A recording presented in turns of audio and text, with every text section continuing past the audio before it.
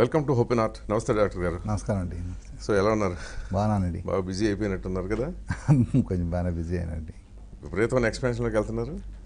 విపరీతం కాదండి. I think we're going quite structured without much of financial stress పోతున్నాం అనమాట. అంటే ఆల్మోస్ట్ దేశం అంతా వెళ్దాం కదా? అవునండి. అంటే చాలా దేశంలో చిల్డ్రన్స్ హాస్పిటల్ నీడ్ చాలా ఎక్కువ ఉంది. ఓకే. అందుకని అంటే వీఆర్ నాట్ యాక్చువల్లీ మనం చాలా అగ్రెసివ్గా ఏం చేయట్లేదు, కాబట్టి అప్రోప్రియేట్గానే చేస్తున్నాం. అంటే కొంచెం క్యాల్కులేటెడ్గా. ఓకే. ఎక్కడెక్కడ పెడుతున్నారు ఇప్పుడు కొత్తగా? ఇప్పుడు కొత్తగా బెంగళూరులో చేసామండి 2 years బ్యాక్. 2 hospitals చేసాం. సో విజయవాడలో 5 years నుంచి ఉంది. ఇప్పుడు ఢిల్లీలో చేస్తున్నాం అండి. ఆగస్టులో ఢిల్లీలో ఇనాగ్రేట్ చేస్తారా? ఇనాగ్రేట్ చేస్తాం. తర్వాత చెన్నైలో చేస్తున్నాం, అది కూడా ఈ ఇయర్ ఎండ్కి స్టార్ట్ అవుతుందండి. వైజాగ్లో కన్స్ట్రక్షన్ ఫేజ్లో ఉందండి, మేబీ నెక్స్ట్ ఇయర్ ఎండ్కి అవుతుందండి. జనరల్గా మీరు లీజ్డ్ బిల్డింగ్సే కదా మీరు కన్స్ట్రక్షన్ చేస్తున్నారు సొంతంగా? వైజాగ్ మేము యాక్చువల్గా వైజాగ్ మాత్రం అది ఏపీఐసిసి ల్యాండ్ ఇచ్చిందండి, దాంట్లో కడుతున్నాం. హెల్త్ సిటీలో అది ఓన్ ఇది అవుతుందండి. మిగిలినవన్నీ మరొక అసెట్ మోడల్ అండి. అదే. సో జనరల్గా మనుషులు ఏంటంటే ప్రాణం మీదకి వస్తే హాస్పిటల్కి వస్తారు, మీరేమో ప్రాణాలకి పురుడు పోస్తున్నారు. పసి ప్రాణాలను తీసి కొత్త ప్రపంచంలోకి వదులుతున్నారు. ఆ ఎక్స్పీరియన్స్ పసిపిల్లలతో ఎట్లా ఉంటుంది?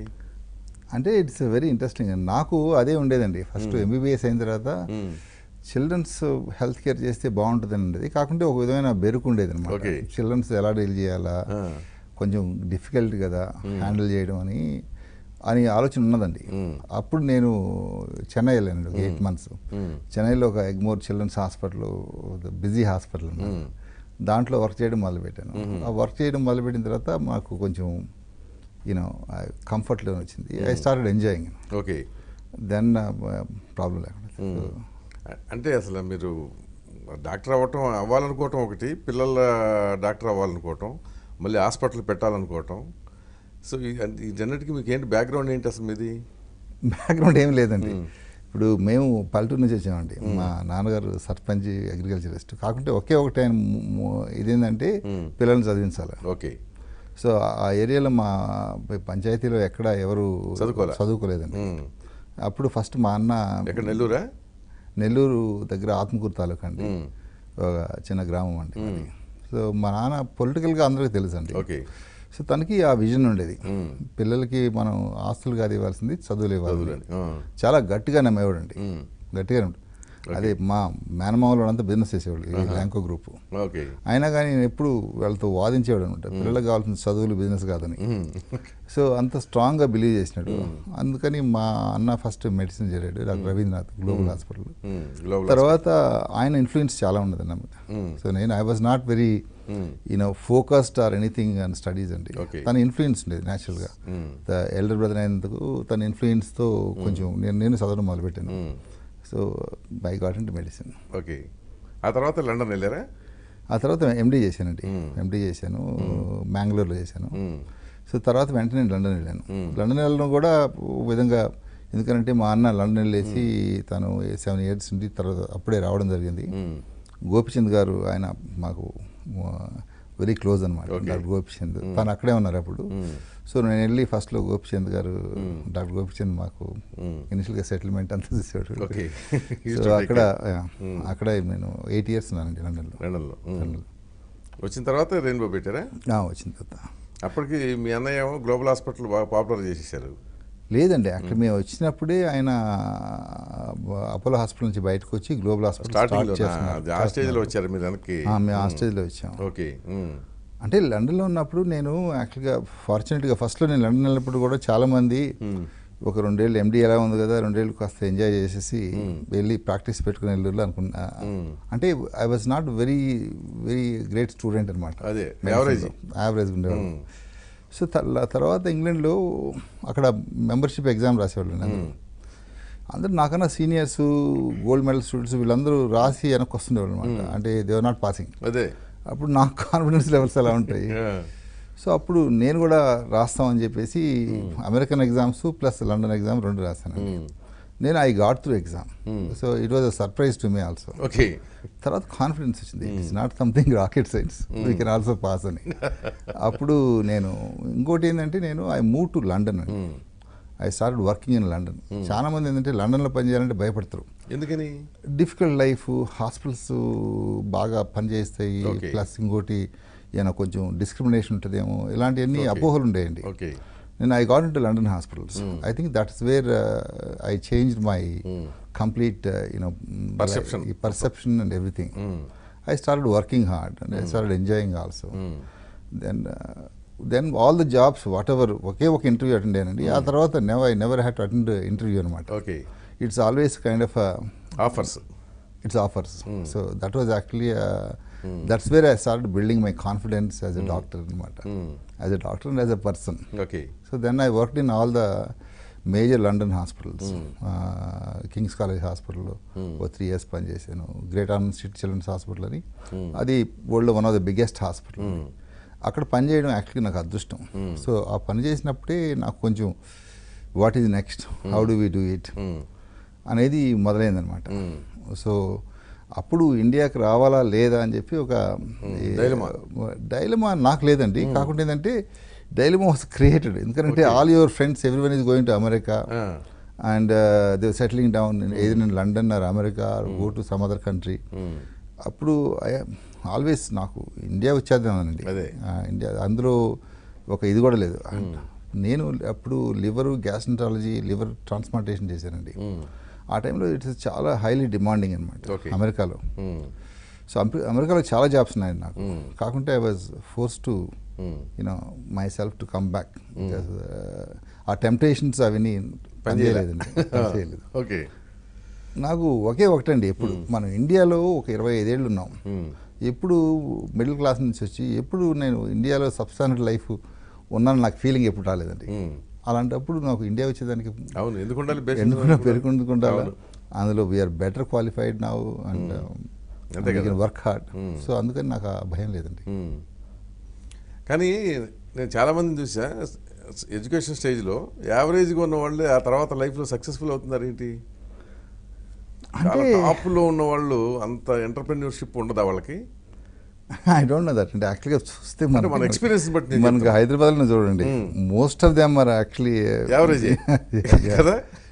అంటే ఏమవుద్దంటే చిన్నప్పుడు లైఫ్ ఈజ్ డిఫరెంట్ అండి. How people look at their life is different. వాళ్ళ సర్కమ్స్టాన్సెస్, ఎన్విరాన్మెంట్, ఫ్యామిలీ నుంచి వచ్చిన వాళ్ళు. అవును. సో అంత ఫోర్స్, గైడింగ్ ఫ్యాక్టర్ కూడా ఉండదు అక్కడ. అవునండి. డెఫినెట్గా ఐ థింక్ బేసిక్గా ఏంటంటే నీకు హార్డ్ వర్కింగ్ నేచరు, కమిట్మెంటు, చేయాలనే దృక్పథం ఉన్నప్పుడు డెఫినెట్గా will succeed. That's what I believe in. Okay. మీకు లండన్లో ఉన్నప్పుడు చిన్న పాప క్యాన్సర్ పేషెంట్ ఏదో ఒక ఇన్విటేషన్ ఇచ్చేది, ఒక ఎక్స్పీరియన్స్ లాంటిది, దట్ మూవ్డ్ యూ అని చెప్పి అంటారు. కరెక్ట్ అండి. యాక్చువల్గా అది మన రాజన్నని ఒకసారి ఇంటర్వ్యూ చేసినారు ఆంధ్రజ్యోతి నుంచి. అప్పుడు నేను చెప్పడం జరిగింది అనమాట. చదివిన తర్వాత నాకే అనిపించింది అనమాట, అంటే ఆయన అంత గొప్పగా రాశారు. చదివిన తర్వాత నాకే ఐ వాజ్ యాక్చువల్లీ మా Roman though I experienced I went through it.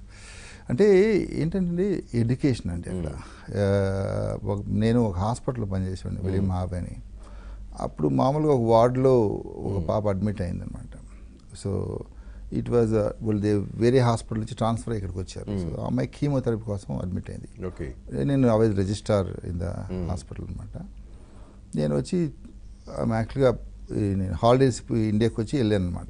వెళ్ళిన తర్వాత first day I just talk to her normally. I didn't even know that she had cancer patient అనుకుంటే ఆ వార్డ్ వేరే వాళ్ళు చూసుకునేవాళ్ళు అనమాట. So she was very bubbly and chatty అనమాట. So నేను రోజు హలో చెప్తుండేవాడిని, partner how are you Samantha, how are you Sam అంటే పోతున్నాడు. So the next 3 days later, so I used to, she was such a, impressive girl anamata, bubbly character. So naturally, it sticks to your mind and heart. Correct. The third day, fourth day, actually, she came back with a invitation card. And I thought it's a birthday. So, I thought birthday, and I took the thank you very much, and నేను coat పాకెట్లో పెట్టుకుని రూమ్కి వెళ్ళాను అనమాట. ఒక 15 నిమిషాలు tea టైంలో నేను ఐ జస్ట్ ఓపెన్ ఇట్ అండి. ఓపెన్ అప్పుడు I had a shock of my life. అంటే ఇట్ వాజ్ యాక్చువల్లీ ఓపెన్ చేసి చదివిన తర్వాత నేను ఆల్మోస్ట్ కొలాప్స్డ్ అండి. అవునా? అంటే it was about our funeral. అదే invitation to funeral. So she wanted to invite some people for our funeral.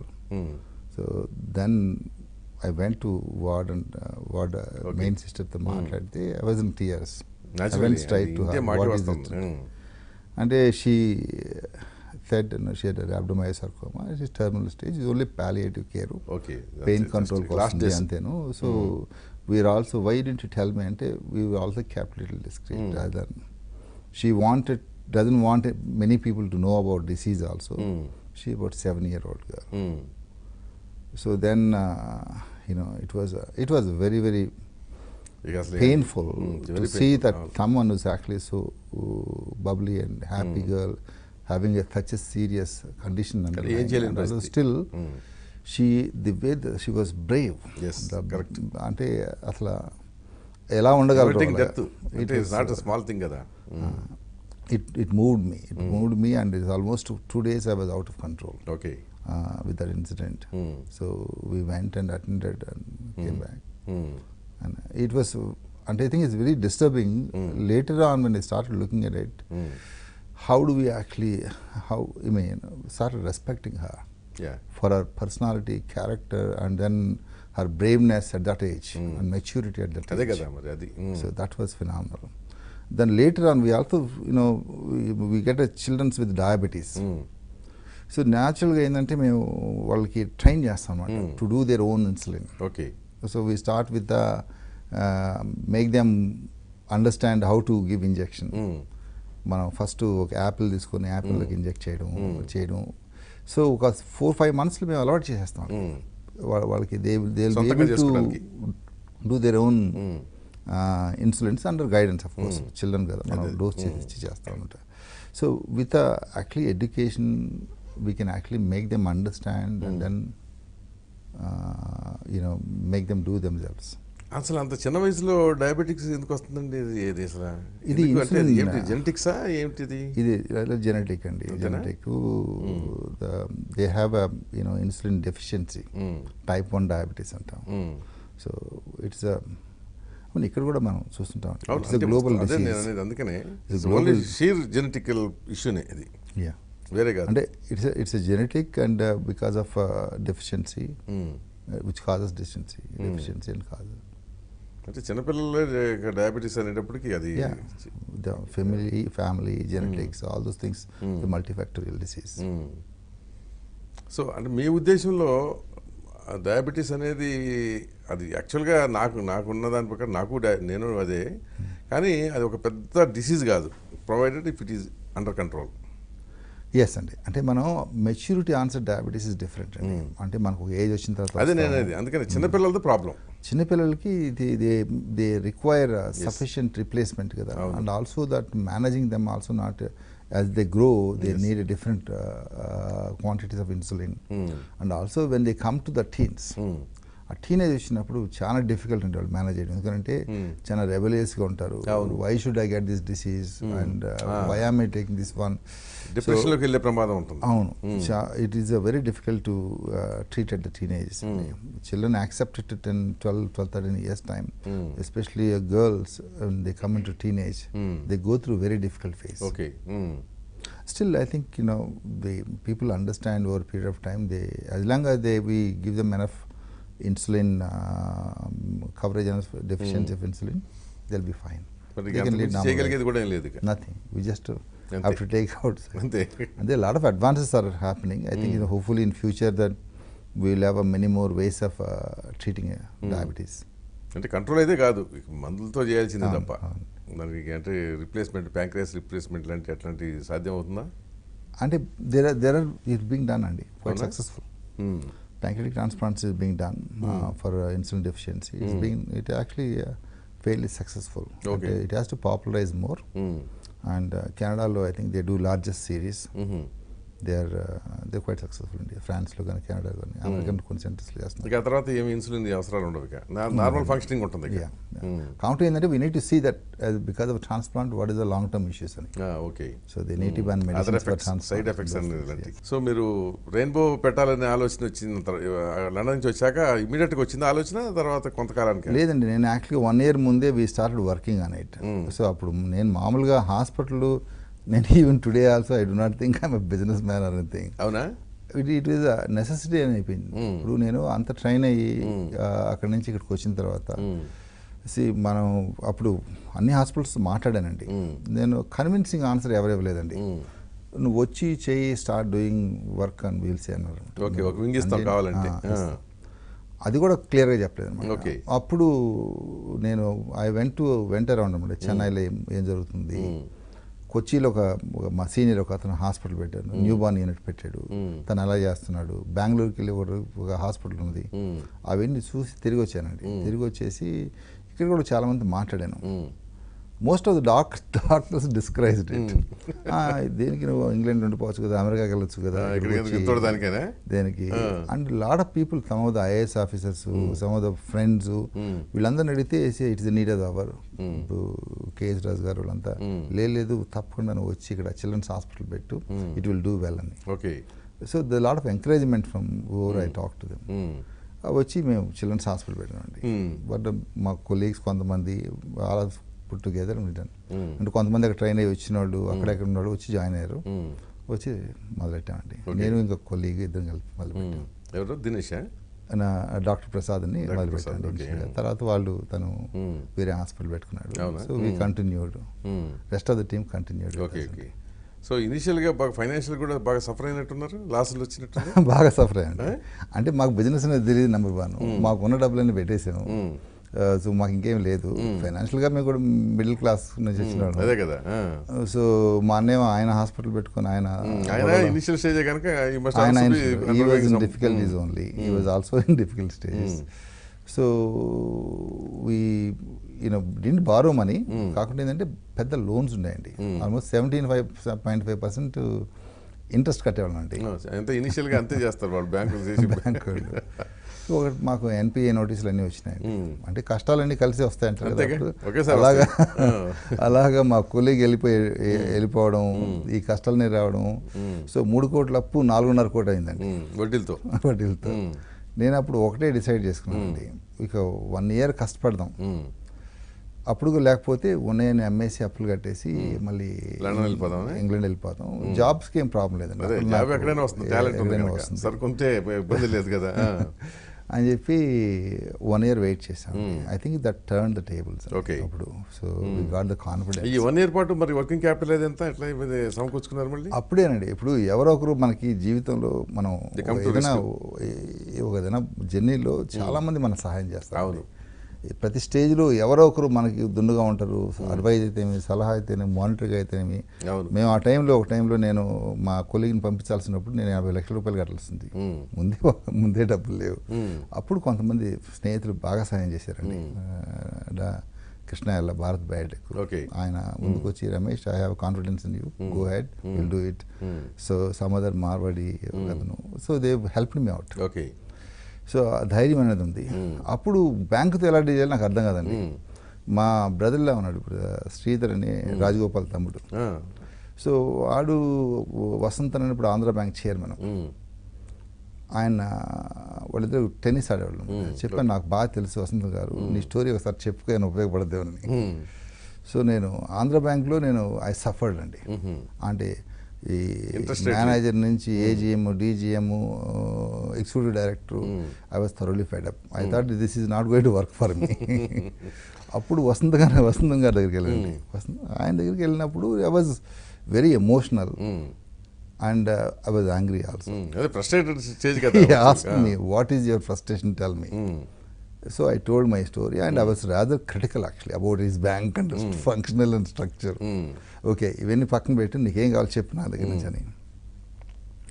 అప్పుడు చెప్పాను, సార్ మీరు అందరికీ 12% ఇంట్రెస్ట్ ఇస్తారు, మేము ఇంగ్లాండ్ నుంచి వచ్చి ఒక హాస్పిటల్ పెట్టుకుని చేస్తాం, how can you expect me pay so much of interest? 1 yearలో నేను ఎట్లా ప్రాఫిట్స్లోకి వస్తాను, ఎలా మీకు కడతాను, రీపేమెంట్ ఎలాగా, ఇది నా పరిస్థితి సార్. నేను యాక్చువల్గా verge of actually selling out to go back అంటే అప్పుడు you don't have to do. ఆయనకి ఏంటంటే some connect was there. He was also worked in London for 2 years time. The King's college for ఎకనామిక్స్లో అని ఉన్నాడు అనమాట. సో మేము river ఈ పక్క ఉంటాం, వాళ్ళు రివర్ ఆ పక్క ఉంటారు అనమాట, ఎకనామిక్ కింగ్స్ కాలేజ్. సో ఈ హ్యాడ్ సమ్ కైండ్ ఆఫ్, ఈ could understand what I was trying to say and my background. అప్పుడు చెప్పాడు, don't worry, I will try to help you out, I will make you to stay back, is okay అన్నాడు. చూడండి sir, ఏం చేస్తారు sir అని అడిగాను. అప్పుడు చెప్పాడు ఆయన, నీకు 13% ఇంట్రెస్ట్ ఇస్తాను, నీ లోన్ అంతా రీస్ట్రక్చర్ చేస్తాను, ఇంకో 2 years మారిటోరియం ఇస్తాను, ఓకే, మీ విడిపోయే పార్ట్నర్ వాళ్ళ బ్యాంక్ గ్యారంటీస్ ఉన్నాయి, నీకున్న గ్యారంటీతో నేను సఫైస్ చేసుకుంటాను, వాళ్ళ పేపర్లు రిలీజ్ చేస్తాను అని చెప్పాడనమాట. ఆయన చెప్పిన తర్వాత నాకు అర్థం కాలేదనమాట. I asked him, sir can I trust you? ఇన్నోసెంట్గా, చాలా ఇన్నోసెంట్. అంటే డోంట్ వరీ, నువ్వు by tomorrow afternoon all these things will be done, and if anything is deficient you come back my home at 7:30 అని చెప్పి ఆయన address card ఇచ్చారు. Next day ఆఫ్టర్నూన్కి, Friday afternoon అన్ని ఆయన పేపర్స్ మొత్తం చేసి ఇచ్చేసారు. That was actually the biggest help. I think God has turning point అండి. సో ఆ రోజు ఆయన రెస్క్యూకి వచ్చి ఉండకపోతే ఏమై ఉండేది తెలియదు. ఆ రోజు ఆయన రెస్క్యూ పోతే మేము లేమండి, మేము వెళ్ళిపోయింటాడు. అదే మళ్ళీ లండన్ వెళ్ళిపోయింటాడు. సో దట్ వాజ్, అప్పుడు మా కొలీగ్స్ అందరూ బాగా అందరం కలిసి పనిచేసామండి. అక్కడ మాకు ఓనర్షిప్ అనేది ఒకరి మీద ఉండదండి మా హాస్పిటల్లో. So everybody has ownership. This is the biggest advantage. Equity ఉందా అందరికి? కొంతమందికి లేదండి, కొంతమందికి ఉంది, కొంతమంది తర్వాత తీసుకున్నారు కొంచెం. అయినా కానీ no one felt that I don't have equity, why I'm working. So they were all everyone is owning. Even today we have 200 doctors, everybody is ownership అండి. యాక్చువల్లీ సి నాకు 2012 దాకా నాకు ఎండి అనే కార్డు ఉండేది కదండి, తెలియదు ఎవరికి యాక్చువల్లీ ఎండి అని. So I never felt it is essential.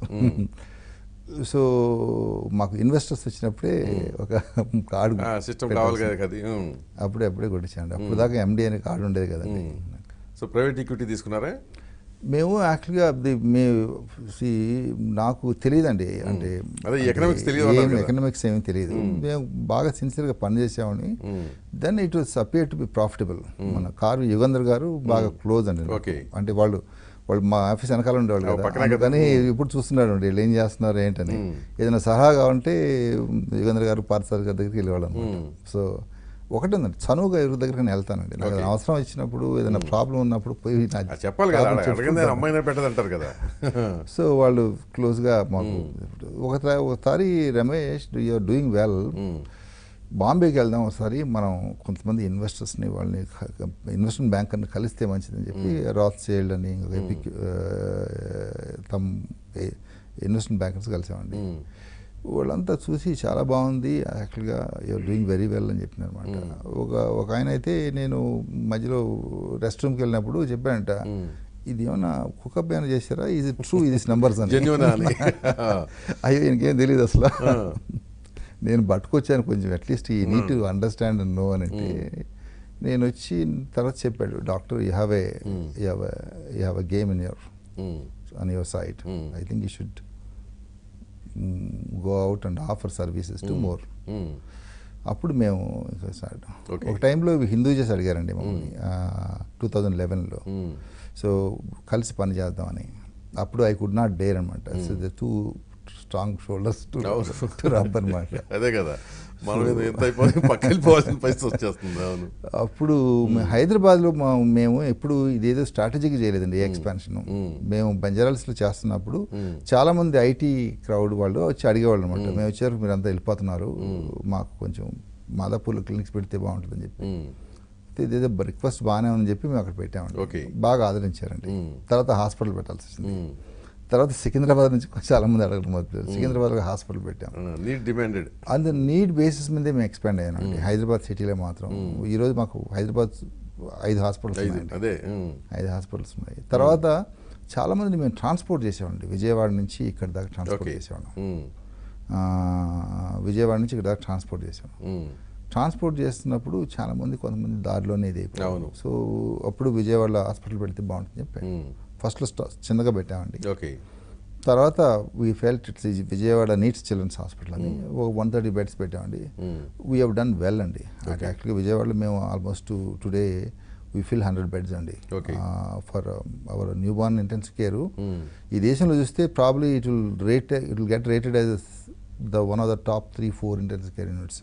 అంటే అంత బాగా చేస్తున్నాం. రీసెంట్గా #1 అవార్డు వచ్చినట్టుందిగా మీకు 2011 నుంచి we have been consistently getting all the number one awards. We've been recognized across the country. ఈరోజు మేము ఢిల్లీలో పోయి హాస్పిటల్ పెడతాంటే చాలామంది వచ్చి they are happy to join us. అంటే మాకు లాస్ట్ 17 ఏళ్లలో దాదాపు మా అట్రిషన్ అనేది చాలా నెగ్లిజిబుల్ అండి. డాక్టర్స్ వెళ్ళిపోవడం కానీ ఆ అట్రిషన్ చాలా తక్కువ అయిన దానివల్ల మెయిన్ అడ్వాంటేజ్ కూడా మోర్ పీపుల్ ఆర్ కొత్త వాళ్ళు వచ్చి మళ్ళీ వాళ్ళు అడ్జస్ట్ అయ్యి పేషెంట్లు వాళ్ళు కనెక్ట్ అయ్యేటప్పటికి టైం పట్టేస్తూ ఉంటారు. So the system is working. Why don't I join with them seems reasonable. And also we people who come back అండి. ఇనిషియల్గా మేము ఫస్ట్లో వచ్చినప్పుడు ఫస్ట్ 3 సంవత్సరాలు నేను ఏంటంటే నేను 35,000 తీసుకున్నాను అండి. 35,000 కొంచెం నేను లైఫ్ స్టైల్ బాగానే ఉంటుందండి. నా లైఫ్ స్టైల్కి 35,000 సరిపోవండి. అప్పుడు మా అన్నను అడగలేను, మా మామను అడగలేను. So I used to borrow money quietly hospital పెట్టి రోజువారీ ఖర్చులకి 3 సంవత్సరాలకు 20 లక్షలు బారో చేశానండి. చెప్పి చేశారా చేయకుండా చేశారా? అంటే ఫ్రెండ్స్ దగ్గర. ఇంట్లో చెప్పారా? ఇంట్లో తెలియదండి. అదే అనేది ఇంట్లో ఎవరు తెలియదండి. అంటే 35,000 ఏంటి మా అబ్బాయి స్కూల్ ఫీజు ఇంటి రెంటే సరిపోతుంది. అంతే కదా. సో అరౌండ్ అప్పంత తీసేశారు. ఇప్పుడు అంతే అయిపోయిందండి. ఇప్పుడు ఎంత తీసుకుంటున్నారు శాలరీ? మరి ఇప్పుడు బాగానే తీసుకుంటానండి. ఇప్పుడు బాగానే తీసుకుంటాం. మేమంతా ఎంత ఉన్నా కానీ వెంకటేశ్వర స్వామి లాగండి, ఎప్పుడు ఏముంటామండి. డబ్బులు అంటే ఐ డోంట్ నో. నేను హాస్పిటల్లో చాలా సీరియస్గా ఉంటానండి. అంటే hospital money every penny is we treat it as very important అండి. ఓకే. పర్సనల్ సైడ్ నేను అసలు చాలా లిబరల్గా ఉంటాను. నాకు తెలియదండి. I don't no. మేనేజ్మెంట్ తెలియదు. ఇప్పుడు చెప్తారు కొంతమంది భూములు కొంటుంటారు, కొంతమంది కమర్షియల్ స్పేస్ అంటే నాకు అన్ని అర్థం కావండి. ఐ జస్ట్ కమర్షియల్ కాదు. ఒక ఇల్లు ఒకటి కొనుక్కున్నాను అనమాట. అది కూడా ల్యాండ్ కొని కొట్టమంటే నేను చెప్పాను నా వల్ల కాదు, నేను హాస్పిటల్ కట్టుకుంటున్నాను అని చెప్పి ఒక ఇల్లు కొని దాన్ని రెనోవేట్ చేసుకున్నాను. Okay.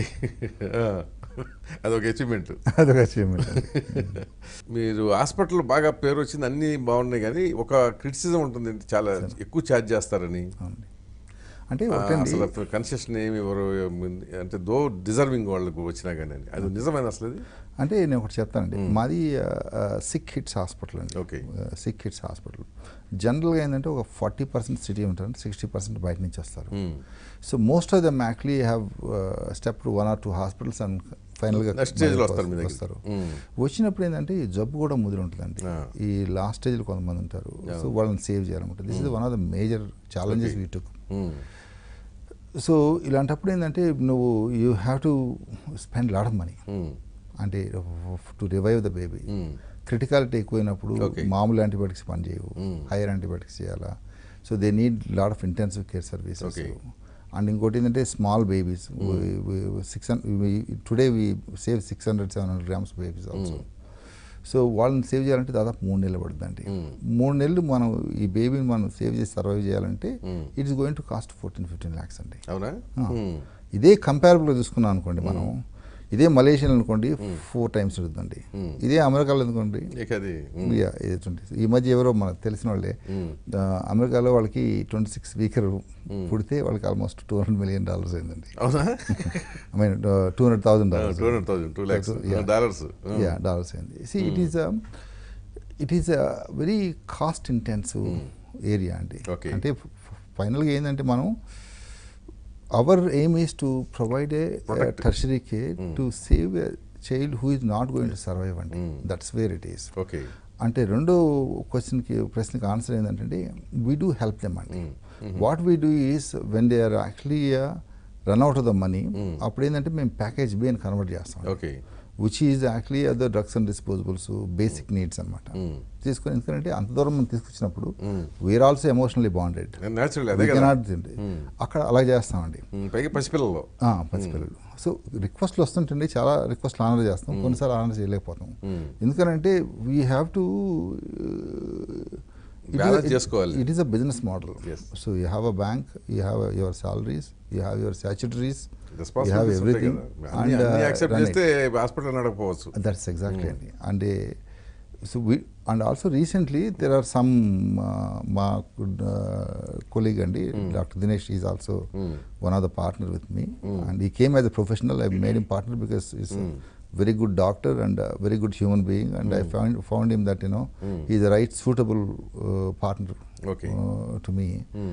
So he takes care of all the intensive care services in Manta. He is excellent counselor and good doctor. So he nurtured his team so well. And today, and also there are some other foundations, and Samantha sometimes helps us. Sometimes our own patients helps us. DVS Raj garu వాళ్ళు కూడా వాళ్ళ బెడ్ల మా దగ్గర నేను చెప్పినప్పుడు వాళ్ళు చేస్తుంటారు. ఇంకోటి హీల చైల్డ్ ఫౌండేషన్ ఉంది. They also help significantly whenever there is a child. What we do is we do a tri party. So the parents 30%, 33%, hospital 33%, the foundation 33%. We put together and then work on it. Sometimes when we are stuck also, in the present, I think the Telangana government also, based on the need and situations, they also helps us. Really funding just on that. And today, one of my major agenda is to see that there's so much of corporate social responsibility today, which is mandatory.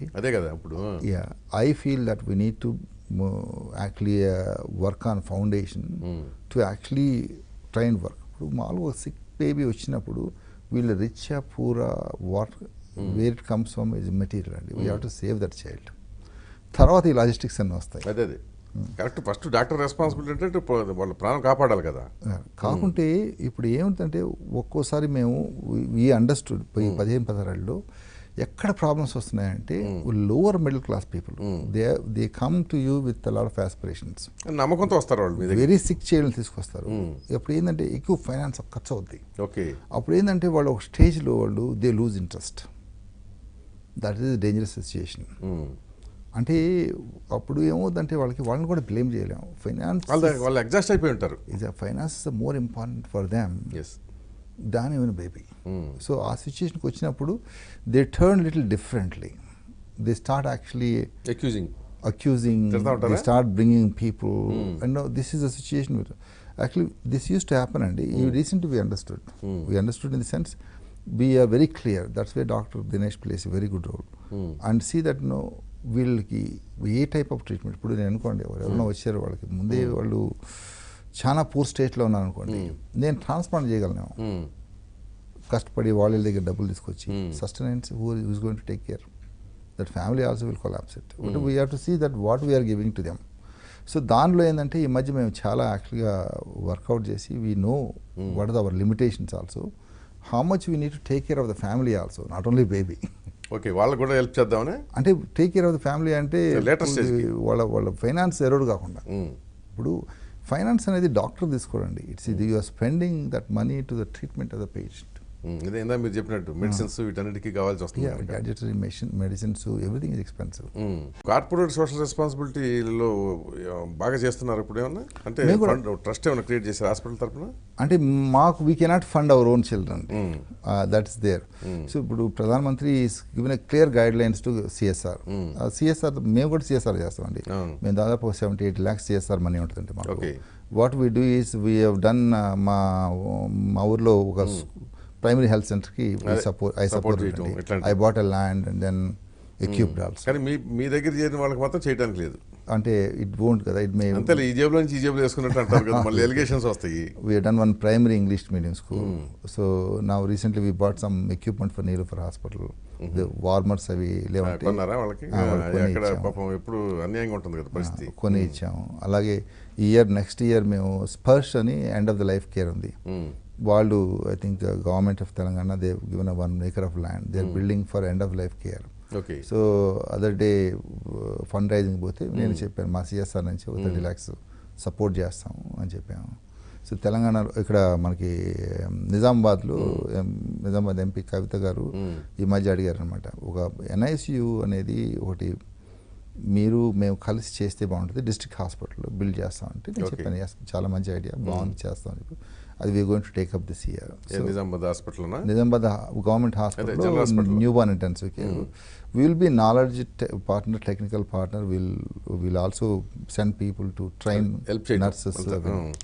So I've said it's a great cause. We will do it అని చెప్పాను.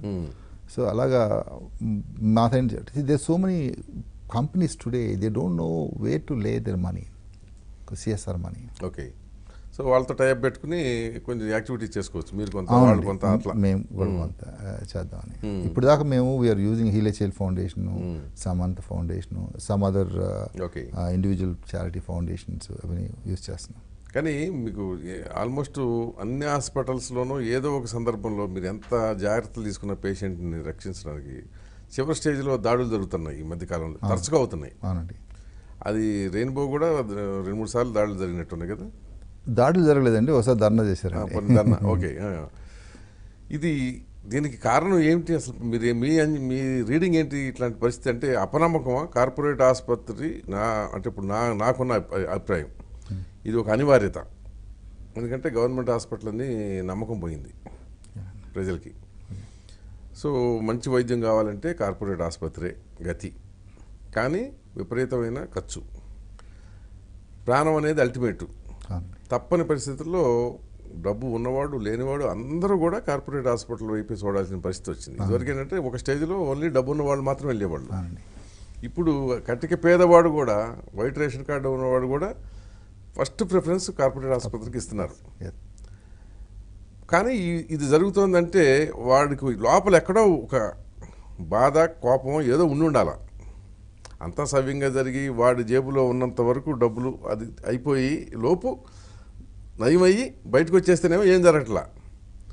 Beyond that చేయాల్సి వస్తే reaction వస్తుంది. Okay, నేను చెప్పాను కదండి. అది initial స్టేజ్లోనే వాళ్ళకి ఇదిగో ఇది పరిస్థితి అని ఎందుకు ఎక్స్ప్లెయిన్ చేయటం, లేకపోతే నమ్మకం లేదు, మీరు చెప్పిన వాళ్ళు నమ్మరా? సార్ ఇప్పుడు it is a very multifactorial అండి. చాలా కారణాలు ఉన్నాయి వీటికి.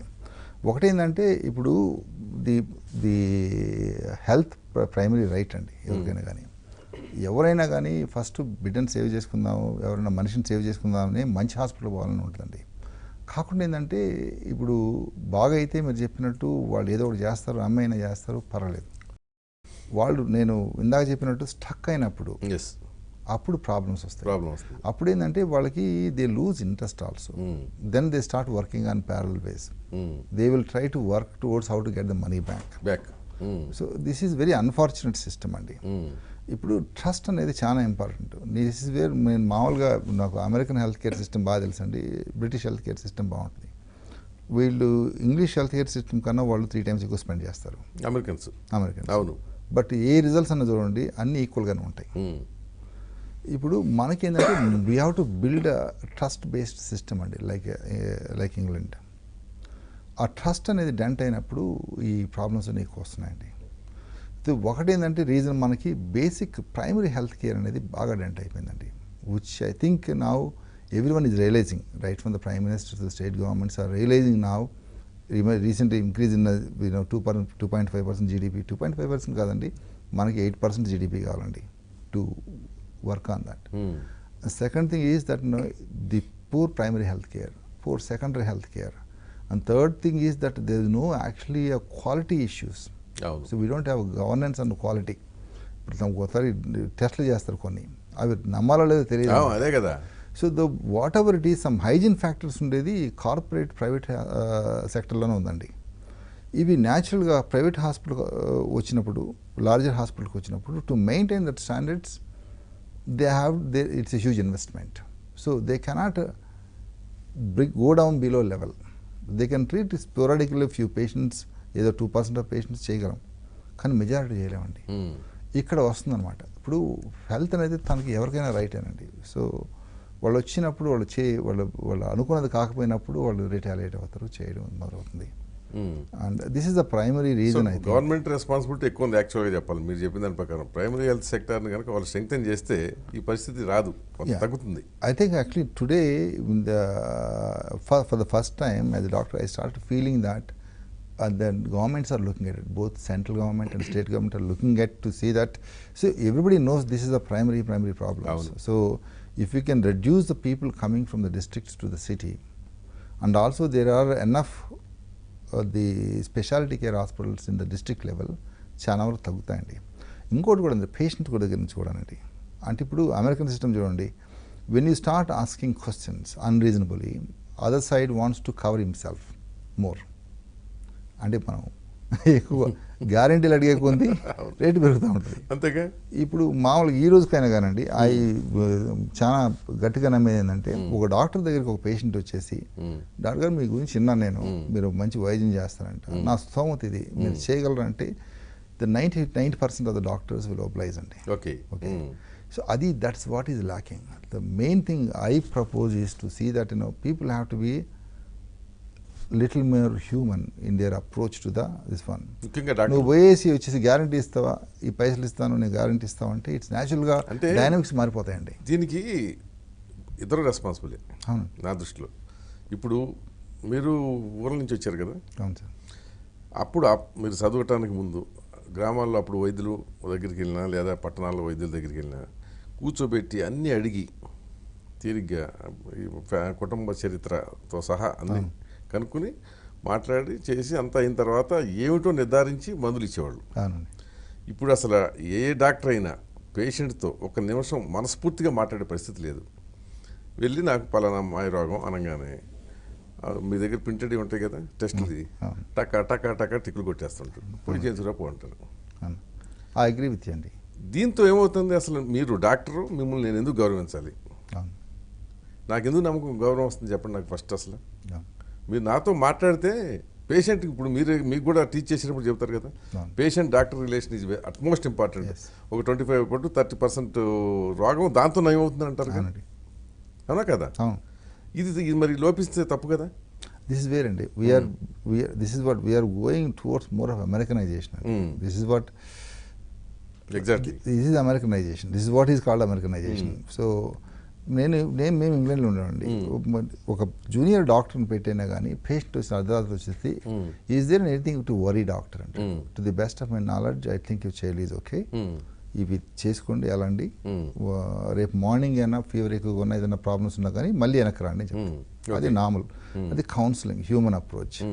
You go to America, you say that first thing is do is the patient asks you a question that are you sure that my baby hasn't got a brain fever? So then to prove that he has to stick a needle back and fluid తీసేసి ఒక injection ఇచ్చేసి తర్వాత రేపు చూస్తూ ఉంటారు. So this is the huge difference అండి. మనం we should not get into this system అండి. I think patient doctor relationship is something we have to be revisited completely. మనం కంప్లీట్గా మళ్ళీ రివైజ్ చేయాలండి. అది ప్రజల్లో నుంచి రావాలండి, ప్రజల్లో నుంచి రావాలా, డాక్టర్ కమ్యూనిటీ నుంచి రావాలా, అండ్ బాధ్యత మీడియా నుంచి రావాలా, మన అన్ని ఆల్ గవర్నమెంట్ నుంచి రావాలి. నా పాయింట్ ఏంటంటే, రోగాల విషయం వచ్చినప్పటికీ ఎంత చదువుకున్నవాడు కూడా అజ్ఞానే మీ దగ్గర. ఎందుకంటే నాకేం తెలియదు కదా, అది ఏం రోగమో, దానికి ఏం మందు వాడాలో, నాకు ఏమైందో నాకు తెలియదు, మీరు చెప్పాలి. సో వాడికి కన్సర్న్ ఏంటుంటుంది, నాకు నయం అవుతుందా అవదా, తాత్కాలికంగా బాధ తగ్గాలి, నాకు అప్పటికప్పుడు నా కోరిక అదే కదా ఒక రోగిగా. సో నేనేమి మీకు అంతకంటే చేయగలిగింది ఏమి ఉండదు ఎక్సెప్ట్ పేయింగ్ ఫీ తప్ప.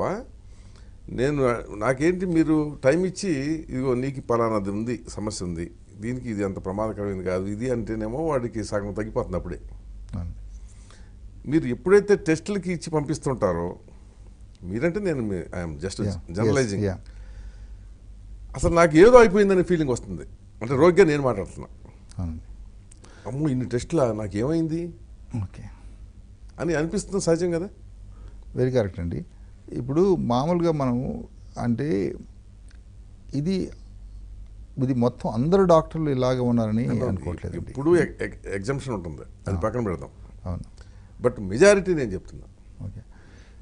ముఖ్యంగా కార్పొరేట్ హాస్పిటల్ కల్చర్ మన దగ్గర విస్తృతంగా వచ్చిన తర్వాత దేర్ ఆర్ 2 టైప్స్ ఆఫ్ ఈ హెల్త్ కేర్ అండి. ఇప్పుడు మామూలుగా when we go for the preventive health care, body health checkups and those things, everybody accepts it. చేయించుకోవాలి. Second thing is when somebody comes with the fever, some basic ailments, అక్కడ this is where అండి what we have to actually wait. మీరు exam చేసి చక్కగా అది బాబు నేను చూశాను అంతా బాగానే ఉంది, నీకు ఎక్కడ ఏం ప్రాబ్లం లేదు, వైరల్ ఫీవర్లో అనిపిస్తుంది, లేకుంటే ఇంకేదైనా ప్రాబ్లంగా అనిపిస్తుంది, ఒక 2 రోజులు వెయిట్ చేయి, తర్వాత తగ్గకపోతే మళ్ళీ నేను చూస్తాను. అది ట్రెడిషనల్ వైద్యం.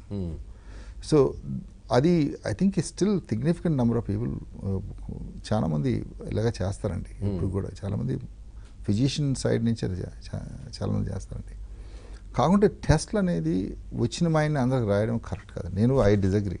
అంటే అది ఎంతవరకు వస్తుంది, ఎంతమంది ప్రాక్టీస్ చేస్తున్నారో మేము అది ప్రీచ్ చేయమండి. ఇప్పుడు యాక్చువల్గా ఇప్పుడు మా హాస్పిటల్ అనుకోండి, I have no guidelines or anything on our doctors అండి. Okay. So 90% of them are not stakeholders in the management. So they no pressure on them. అంటే వాళ్ళ ముందు ప్రెషర్ లేనప్పుడు వాళ్ళు ఎగ్జాక్ట్లీ వాళ్ళు న్యాచురల్గా వాళ్ళు ఎలా అనిపిస్తే అలా చేస్తారు. అలా అనిపిస్తుంది. అంటే ప్రెషర్ అంటే అది గుర్తుకొచ్చింది నాకు. అది చెప్తున్నా, ఒక డాక్టర్ ఒక సందర్భంలో చెప్పాడు, అంటే ఒక కార్పొరేట్ హాస్పిటల్లో పనిచేస్తాడు. So they will B forced అంట, వచ్చిన వాళ్ళతో ఇన్ని టెస్టులు చేయించాలి మీరు. అది దట్ ఈజ్ మై వరీ అండి ఫర్ ఫ్యూచర్. అంటే ఫ్యూచర్ అది నా భయం ఒకటండి. ఇప్పుడు ఇప్పుడు మీరు తెచ్చారు కాబట్టి ఈ రోజు వరకు కూడా నాకు తెలిసినంత వరకు మన హెల్త్ కేర్ సిస్టము అంత కల్మషంగా లేదండి ఈరోజు వరకు, ద వరల్డ్ వైడ్ చూస్తేను. కాకుంటే వచ్చే రోజుల్లో అలా ఇంకా ఈ అమెరికన్ వే వస్తుందని చెప్పి నాకు భయం అండి. ఎందుకంటే అప్పుడు వచ్చినప్పుడు మన హెల్త్ కేర్ అఫోర్డబిలిటీ కష్టం అండి. అసలు అమెరికా వేరు, మన దేశం వేరు. అదేమో వాడు ఇన్సూరెన్స్ మొత్తం. అవునండి. 1/3 of the earnings will go to ఇన్సూరెన్సే కదా అక్కడ, శాలరీలో కానీ ఏదైనా కానీ. మన దగ్గర అంత ఇన్సూరెన్స్ కవరేజ్ ఉండదు. అవునండి. ఒక 10 ఎకరాలు ఉన్న రైతు ఇంట్లో ఎవరికైనా ఒక గుండె ఆపరేషన్ చేయించుకోవాల్సిన పరిస్థితి వస్తే 15 లక్షలు ఖర్చు పెట్టాల్సి వచ్చేస్తుంది. అపార్ట్ ఫ్రమ్ ఇన్సూరెన్స్ నేను చెప్పాను, ఉన్న ఇన్సూరెన్స్ అయిపోగా 10-15 లక్షలు ఖర్చు, అంటే దాదాపు అయిపోతుంది పొలం. ఇది అంటే మన దేశాన్ని విషయం వచ్చినప్పటికీ చాలా ప్రమాదకరమైంది కదా ఇది. ఒక మనిషి బతుకుతాడు, కుటుంబం చితికిపోతుంది మొత్తం, ఎంటైర్ ఫ్యామిలీ. దాంట్లో 4 ఉంటారా 6 ఉంటారా అది వేరు విషయం. అందుకని మనం అమెరికాని మనం ఆదర్శంగా తీసుకుంటేనేమో అసలు ఇక ఈ ఇండియాలో అసలు ప్రాణాలు కూడా నిలబెట్టుకోలేరు ఇక. సో ఏదో ఇంకొక వయో మీడియా సిస్టమ్ని వెతుక్కోవాల్సిందే. అది కవరేజ్ ఆఫ్ ఇన్సూరెన్స్ని పెంచుకోవటమా, కార్పొరేట్ హాస్పిటల్స్లో కూడా కొంత హ్యుమానిటీ తీసుకొచ్చి మానవత్వం కొంచెం మిక్స్ చేసి, ఓకే ఇంత జాలే మనకి ప్రొఫెషనల్ సాటిస్ఫాక్షన్ అంటాం కదా. అంటే ఇదివరకు ఇప్పుడు అంటే విలేజ్ నుంచి వచ్చాం కనుక మీరు కూడా అన్నారు కనుక పలానా డాక్టర్ దేవుడు అనేవాళ్ళు. ఇప్పుడు పలానా డాక్టర్ దేవుడు అనే పరిస్థితి చాలా తక్కువ ఉంది. అన్లెస్ పర్సనల్ కాంటాక్ట్ అయిన వాళ్ళు కొద్ది మంది ఉంటారు, అది ఎప్పుడు ఉంటుంది అది మినాయింపు. వాడు తగ్గి ఇంటికి వెళ్ళాక నన్ను అవజేసేసారు రా పలానా హాస్పిటల్ అనే మాటలే వస్తున్నాయి. అంటే ఇది అది కారణాలు అనేది ఒక్కళ్ళు కాదు, అనేకం సిస్టమ్ అండి. మనం ఇప్పుడు there is a movement now అండి from the government, central or state to ఈ మధ్య కాలంలో. సో ప్రతి డిస్ట్రిక్ట్కి ఒక రెఫరల్ హాస్పిటల్ ఉండాలా, ప్రతి డిస్ట్రిక్ట్కి ఇది ఉండాలా. There is a national health policy ఒకటి ఉండాలా. So national health regulation also which is going to, చాలా యాక్టివిటీస్ జరుగుతున్నాయండి ప్రస్తుతం. I think future if it ఆ టెంపో అది చేస్తే డెఫినెట్గా. ప్రాబ్లమ్ ఈజ్ మీకంటే మీకు అట్లాంటి రిఫరెన్స్లు ఉండవు, కానీ మీరు చిన్నపిల్లలది కనుక ఈ మీరు చెప్పిన సోకాల్డ్ గవర్నమెంట్ రిఫరల్ హాస్పిటల్స్ కానీ జనరల్ హాస్పిటల్స్లో కూడా పేషెంట్లని పలానా హాస్పిటల్కి షిఫ్ట్ చేస్తే రికమెండ్ చేస్తే ఆ వచ్చే దాంట్లో వాళ్ళకి ఇంత పర్సంటేజ్ ఇచ్చే పరిస్థితి వచ్చింది కదా. అక్కడ ఉన్నప్పుడు గవర్నమెంట్ పాపం వాడికి ఎంత ఖర్చు పెట్టి చేసినా అక్కడ పనిచేసే డాక్టర్ అంటే నా కన్సర్న్ అంతా చెప్పదలుచుకుంది ఏంటంటే డాక్టర్స్లో మానవత్వం పాలు కొంచెం తగ్గుతుంది, వాస్తవా కాదా? అందరూ అనేది ఎప్పుడు ఉండదు, మినహాయింపు ఉంటుంది. చాలా మంచి డాక్టర్లు ఇప్పటికీ ఉన్నారు. సొంతంగా మీరు ఇందాక అప్పుడు 7 ఏళ్ళ పాప విషయంలో మూవ్ అయినట్టు మూవ్ అయిపోయి సొంత డబ్బులతో ట్రీట్మెంట్ చేయించిన వాళ్ళు ఉన్నారు. అంటే ఇప్పుడు డెఫినెట్గా అండి the commercialisation we can also feel that number 1. కాకుండా ఏంటంటే ఈ ప్రాక్టీసెస్ అనేవి ఇప్పుడు ఈ హాస్పిటల్కి ఈ నెక్సెస్ నెట్వర్క్స్ అని జనరల్గా మేము పెద్ద చూడమండి. ఎందుకనంటే జనరల్గా పిల్లడు బాగానే వస్తుంటారు అనమాట. ఈ నెక్సెస్లు మాత్రం డెఫినెట్గా ఇట్స్ మేము కొన్ని రివర్స్లో కొన్ని షేడ్ కేర్ అని చెప్పి వీఆర్ ట్రైన్ టు వర్క్ అండి విత్ సమ్. ఇప్పుడు ఒక వరంగల్ నుంచి ఒక బిడ్డ వస్తుంది, మనం అక్యూట్ సిచ్యుయేషన్తో రిజాల్వ్ చేసాం. హైదరాబాద్ ఉండాలంటే ఎక్కువ ఖర్చు అవుద్ది, సో అక్కడికి పోతే తక్కువ ఖర్చు అవుద్ది. So that we're train to work on okay shared care. Okay బాబు మేము ఎంతవరకు ట్రీట్మెంట్ చేస్తాం, మిగిలిన ట్రీట్మెంట్ మీరు తీసుకోండి, ఏదైనా ఉంటే మనం మాట్లాడుకుంటున్నాం. So we have to work on those things అండి. Definitely I don't think nexuses of స్ట్రక్చర్డ్గా అనేది కరెక్ట్ కాదండి. ఐ డోంట్ థింక్ ఇట్స్ మనకి అదే అన్యాయం వస్తుంది. అంటే ఒక రకంగా నా దృష్టిలో పాపం. తప్పకుండా అండి, నా దృష్టిలో పాపం, అది అన్యాయం కూడా కాదు. తప్పకుండా కదా. మీకు ఈ హాస్పిటల్ పెట్టిన తర్వాత చాలా సాటిస్ఫాక్షన్ ఇచ్చిన కేసులు ఏంటి? అంటే ఒక డాక్టర్గా, ఓ హాస్పిటల్ అధినేతగా, రెండు కలిపి. అంటే కొన్ని ఉంటాయి అపార్ట్ ఫ్రమ్ మనీ. ఒక పసిబిడ్డని అసలు లాభం లేదనుకున్నప్పుడు బతికించడం, అప్పుడు వాళ్ళ పేరెంట్స్ రెస్పాన్స్ ఇవన్నీ ఉంటాయి చూసారా, అవి దాన్ని మించిన డబ్బు ఉండదు. అవునండి. ఇప్పుడు మేము ఫస్ట్ మేము వచ్చినప్పుడు ఇంటెన్సివ్ కేర్ స్టార్ట్ చేయడం మొదలుపెట్టిన తర్వాత అప్పుడు 1.5 కిలోగ్రామ్స్ బేబీస్ కూడా బతికోళ్ళు కాదండి. తర్వాత ఒకనొక సిచ్యుయేషన్లో అయితే ఒక గైనకాలజిస్టు ఒక బేబీని మేము ట్రీట్మెంట్ చేస్తుంటే వచ్చి చూపు పీకేసి బేబీని వాళ్ళకి ఇచ్చేసిందండి. ఎందుకని? ఎందుకంటే వీళ్ళేదో ఎక్స్పెరిమెంట్ చేస్తున్నారు, ఇంత అవసరం లేదు, ఇంకో బేబీని ప్లాన్ చేసుకోవచ్చు అని. గైనకాలజిస్ట్ 2001లో అయిందండి. 2001లో నేను అలా షాక్ అయి నిలబడిపోయినా అలాగా. సో అలాంటి సిచ్యుయేషన్ నుంచి మేము ఈరోజు 26 వీక్స్ అంటే 4 నెలల ముందు వచ్చిన బిడ్డలు కూడా దాదాపు 75%, 80% ఇంటికి చక్కగా వెళ్తున్నారు. సో ఏం డిజబిలిటీస్ ఏమి లేకుండా. So this is the biggest achievement. ఇంకోటి ఏంటంటే ఈ అవగాహన అనేది అంతవరకు తీసుకురాగలేము ఈరోజు, అది చాలా సాటిస్ఫైయింగ్ అండి. ఇంకో రెండోది ఏంటంటే ఇప్పుడు మామూలుగా మనకి డెంగ్యూ ఫీవర్ 2002 నుంచి మొదలైంది కదా. మాకు అసలు one of the first dengue patient మేమే ట్రీట్మెంట్ చేశానండి. ఆ రోజు నైట్ కాలం నేనే ఉన్నాను. We last the child. ఆ రోజు చాలా దిగులు పడిపోయాను అనమాట. ఎందుకు అన్నీ చేసాము, జైలు ఇంత షాక్లోకి వెళ్ళిపోవడం అనేది. తర్వాత మేము కొన్ని శాంపుల్స్ తీసి పెట్టినాం. తర్వాత ఈ భారత్ బయోటెక్ వాళ్ళ ద్వారా నేను పూణేకి పంపించి డెంగ్యూ అని తెలిసింది. అట్ ద సేమ్ టైం యశోదాలో ఎంవి రావు గారు వాళ్ళు కూడా అదే రోజుల్లో చేసిన అనమాట. So then we came up with dengue fever doctor Hyderabad. అంటే ఫస్ట్ తెలియదు, అదే these are the first 2-3 cases. ఆ తర్వాత we started working on it.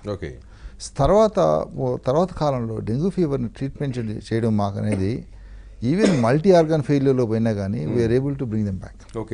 మా సర్వైవల్ కంపేర్డ్గా చూసుకుంటే అడల్ట్ హాస్పిటల్ తీసుకుంటే వీఆర్ ఆల్మోస్ట్ 4 times బెటర్. అంటే కొన్ని ఫ్యాక్టర్స్ కూడా ఉంటాయండి. చిల్డ్రన్స్ కొంచెం వాళ్ళకి ఫైటింగ్ కెపాసిటీ కూడా బాగుంటుందండి. ఒకసారి వాళ్ళు రికవరీ స్టేజ్ మొదలుపెట్టిందంటే చాలా ఫాస్ట్గా రికవర్ అవుతారు. అంటే యంగ్ కదా వాళ్ళు యంగ్ కదా. సో అవన్నీ మేము ఒక స్వైన్ ఫ్లూ ఎత్తుకోండి. స్వైన్ ఫ్లూ మా దగ్గర డెత్ అయిన వాళ్ళు ఎవరు లేరండి. అంటే we took that as a challenge, identified the ward, let's work on that. Okay, అలా చేసామండి. అలాగా ఏదైనా ఎపిడమిక్ వచ్చినప్పుడు కానీ మా రెస్పాన్సు, మా ఆర్గనైజేషను, మా వే వర్క్ అరౌండ్ ఈజ్ చాలా డిఫరెంట్గా ఉంటుందండి. అంటే కొంచెం బాగా బాధ్యతాయుతంగా చేస్తాం అనమాట. అంటే భయపడం. ఈ పేషెంట్ పంపించి చేస్తాం, ఈ పేషెంట్ దేనికి రిస్క్, కౌన్సిల్ చేసి చేస్తాం. ఈరోజు కూడా ఒక్కోసారి ఒక 4-5 డెత్స్ కూడా అవుతాయండి మా హాస్పిటల్లో. ఎందుకంటే 6 చిల్డ్రన్ బాగా క్రిటికల్ ఉండేస్తారు. అయినా కానీ యాక్చువల్గా మాకు నెంబర్ ఆఫ్ ప్రాబ్లమ్స్ క్రౌడ్తో మాకు చాలా తక్కువ అండి. చాలా తక్కువ. అదే మిగిలిన హాస్పిటల్ కంపేర్ చేస్తే చాలా రేర్ అనమాట. కాబట్టి దో ఇట్స్ హై రిస్క్, అంత హై రిస్క్ చేసినా కానీ. ఎందుకంటే ఒకటి మేము మా డాక్టర్లు అందరూ 24 hours ఉంటారండి మా టీం అంతా. రెండోది ఏంటంటే కౌన్సిలింగ్ స్కిల్స్. వీళ్ళు కౌన్సిల్ చేస్తామండి ఉన్నట్టు ప్రతి గంటకి 2 గంటలకి చెప్తానే ఉంటాం. దాంతో ఏంటంటే వాళ్ళు అర్థం చేసుకుంటారు. ఇంకోటి ఏంటంటే కళ్ళ ముందు చూస్తూ ఉంటారు డాక్టర్ కష్టపడతా ఉన్నాడు అని తెలుస్తుంది. అంటే these are the main things అండి. బాగా కౌన్సిల్ చేసి బాగా అర్థం చేసుకొని, ఇంకోటి ఫస్ట్లో మేము సోషియో ఎకనామిక్ స్టేటస్, వీళ్ళు ఎవరు ఎక్కడి నుంచి వచ్చారు, వాళ్ళకి ఈ బిడ్డ బ్రతికే ఛాన్సెస్ అంతా ఏదో 1% ఛాన్సెస్కి నువ్వు ఫైట్ చేసి వాళ్ళు మనీ అంతా డ్రైన్ చేయడం కరెక్ట్ కాదు. కొంచెం హానెస్ట్గా మనం మన ఒపీనియన్స్ చెప్పడం అనేది చాలా ఇంపార్టెంట్. మన హానెస్ట్గా బాబు ఇక్కడ ఉన్నాము, ఈ స్టేజ్లో ఉన్నాము, ఇలా ఉంటే బాగుంటుంది, ఇది ముందే చెప్తే అంత నిష్ఠూరం కంటే ఆది నిష్ఠూరం మేలు అంటారు కదా. దట్స్ వేర్ యాక్చువల్గా మేము చాలా మా వాళ్ళకి రెగ్యులర్ కౌన్సిలింగ్ చేయడం, మా డాక్టర్స్కి చెప్పడం జరుగుతుంది. సో మొదట ట్యూబికేషన్ గైనకాలజిస్ట్ ఇప్పుడు మళ్ళీ మీ దగ్గరికి వస్తూ ఉంటుందా? ఇప్పుడు తెలియదండి, తెలీదా? మర్చిపోయాను, అప్పుడు మాకు తెలియదు కదా. అంటే అంత అనార్కీగా ఉండేదండి. ఇంకోసారి ఒక కార్డియాలజిస్ట్ ఒక ఆయన, అది ఎప్పుడు కాదు 2007లో, వాళ్ళ సిస్టర్కి 30 weeks ట్విన్స్ పెట్టారండి. ట్విన్స్ పెడితే ఆ కార్డియాలజిస్ట్ వీళ్ళు బతకరు బ్రతకరు ఇంట్లో పెట్టి పోతారని వాళ్ళకి చూసి తడుకోలేక తీసుకొచ్చారండి. ఒక బేబీ బాగానే ఉంది, ఒక బేబీ సివియర్ డ్యామేజ్ అయిందండి, ఒక బేబీ బాగానే వెళ్ళిపోయారు. అంటే ఇప్పుడు ఏంటంటే ఇప్పుడు ఏం జరుగుతుందో పక్క స్పెషాలిటీస్లో నాకు కార్డియక్ సైన్సెస్లో ఎంత అడ్వాన్సెస్ ఉన్నాయో నాకు తెలియకపోవచ్చు. అవును, కరెక్ట్. అండ్ న్యూరో సైన్సెస్లో ఎంత అడ్వాన్సెస్ ఉన్నాయో నాకు తెలియకపోవచ్చు. ఒకసారి మనకి తెలుసుకోవడం ఇంపార్టెంట్. అది దట్ ఇస్ వెరీ ఇంపార్టెంట్. అదే ఈ స్పెషలైజేషన్ వచ్చిన తర్వాత వచ్చిన తంట ఇదంతా. ఇదివరకు అన్నీ ఒకళ్ళే ఉండేవాళ్ళు, ఇప్పుడేమో ఎవరికాళ్ళు అసలు ఆ పక్కన కన్నెత్తి కూడా చూడట్లేదు అసలు ఆ పక్కన ఏం జరుగుతుంది అనేది. సరే, ఇప్పుడు ఈ ప్రీమెచ్యూర్ బేబీల విషయం వచ్చినప్పటికీ మీరు చాలా మందిని సేవ్ చేసి రికార్డు కూడా వచ్చింది మీకు. Guinness book of awards. తర్వాత వాళ్ళందరితో ఏదో ఒక ఈవెంట్ కూడా కండక్ట్ చేసినట్టున్నారుగా. ఎందుకని అసలు తరచుగా ప్రీమెచ్యూర్ బేబీ రావడానికి ఏమిటి కారణం? ఒకటండి, ఇప్పుడు ప్రిమెచ్యూరిటీ ఆల్వేస్ దేర్ అండి, ఇప్పుడు ఉంది, అది ఉంటుంది, కానీ ఎక్కువ అవుతున్నాయి అని అంటున్నారు. కానీ డెఫినెట్గా ఇప్పుడు ఏంటంటే మన life style, late marriages, stress, so ఇవన్నీ రీజన్స్ ఏనండి. ఇవన్నీ రీజన్స్. ఓకే, అలవాట్లు. లేట్ మ్యారేజ్ అంటే ఏ వయసు నుంచి ప్రమాదం ఉంటుంది అంటే డెఫినెట్గా నీకు ఒకప్పుడు 20 ఏళ్ళకి పెళ్ళి అయిపోయేది, 22 ఏళ్ళు 23 ఏళ్ళకి అన్నీ అయిపోయి ఇప్పుడు అంతా 28, 29, 30 years ఏజ్ పెరుగుతుంది, రిస్క్ పెరుగుతుంది కదండి. దాంతో ఈ రిస్క్లు వస్తాయా? అవునండి, ప్రీమెచ్యూర్ ఏజ్, మల్టిపుల్ ప్రెగ్నెన్సీస్, ఐవీఎఫ్లు. ఐవీఎఫ్ చేసి చాలా టైంలో నీకు ట్విన్స్ ట్రిప్లెట్స్ ఉంటారు. ట్విన్స్ ట్రిప్లెట్స్ ఉన్నప్పుడు డాడ్ న్యాచురల్గా ప్రిమెచ్యూరిటీ పెరుగుతుంది, సపోర్ట్ ప్రిమెచ్యూరిటీ పెరుగుతుంది. అలాగా మనకి ప్రిమెచ్యూరిటీ అనేది ఇంతకుముందు ఏంటంటే ఐవీఎఫ్లో ట్రిప్లెట్స్ ట్విన్స్ లేకుండా చేయలేరా? అంటే ఒకసారి మనం ఇది మన చేతిలో ఉండదు, మన చేతిలో 100% ఉండదు. అదే ఒక్కోసారి ఏంటంటే రిడక్షన్ కూడా చేస్తుంటారు. 3, 4, 5 ఉంటారు అనమాట. So they will go and selectively reduce 1 or 2 అనమాట. అవునా, ఇంట్రెస్టింగ్ ఇది. 4, 5 కూడా? అవునండి. కానీ ఎట్లా యుటరస్ విల్ నాట్ సపోర్ట్ కదా, అందుకనే వాళ్ళు రెడ్యూస్ చేస్తారు, తగ్గించే కొంతమంది తీసేస్తారు. 5గురిని 3 తీసేసి దాన్ని వస్తారు అనమాట ఎర్లీ స్టేజ్లో, అదే రోజుల్లో. బట్ దానివల్ల ఏమి మదర్కి ప్రాబ్లం ఉండదా? ఉండదండి. ఇన్ఫెక్షన్ రావడం కానీ అట్లాంటిది ఉండదా? ఓకే. సో మహేష్ బాబుని ఎందుకు చూస్ చేసుకున్నారు మీరు అంబాసిడర్గా, గుడ్ విల్ అంబాసిడర్గా? అంటే మహేష్ బాబుని చూస్ చేసుకుని కనుక ఏంటంటే మహేష్ బాబు గారు వాళ్ళ బాబుని ఫస్ట్ మేము ట్రీట్ చేసేవాళ్ళం. ప్రీమెచ్యూర్ బేబీ అని అతను కూడా కొంచెం ప్రీమెచ్యూర్డ్ ఉంది. So you have to stay in intensive care for some time. అప్పటి నుంచి యాక్చువల్గా తను చూస్తున్నారు కదా, అంటే సీన్ యాజ్ ఎ పేరెంట్. తను మన ఒక ఫాదర్గా మమ్మల్ని చూశారు, నమ్రత గారు. కానీ తర్వాత స్లోగా మాట్లాడుకునేవాళ్ళం అనమాట, ఏం చేస్తున్నారు ఏంటి వాట్ ఇస్ ఇట్ అని. సో ఈ started showing interest to know what we're doing అనమాట.